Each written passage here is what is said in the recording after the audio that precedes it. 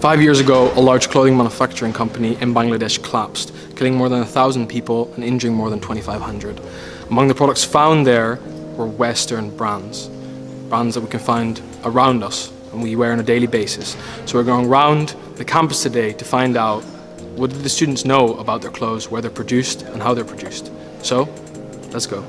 The answer shouldn't be H&M and Zara, right? Me, mainly H&M and Zara. My fashion isn't very eco-friendly, very, fast fashion. Pull&Bear, Zara. I buy them mostly from shops like H&M. Whereas, I would say, like the big Biacore. I have no idea whether they're sustainable or not. Where do you think your clothes are made? To be honest, I'm not sure.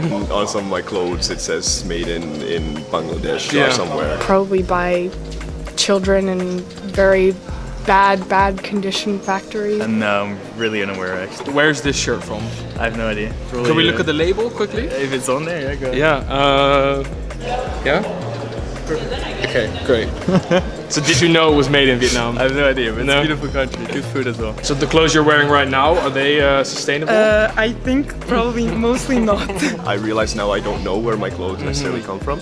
So educating people about where your clothes come from and what kind of conditions these workers are in, and then guiding people to make better choices. Right now, I think that there is a huge need of changing direction and going, of course, in the direction of sustainability. And right now, I think that vintage fashion is one of the best and easiest ways also to be more sustainable on an everyday basis, I would say. So aside from buying from vintage stores, is there anything else students can do? Buy less in normal stores, of course, because, I mean, we all know that we have wardrobes full of clothes that we don't need.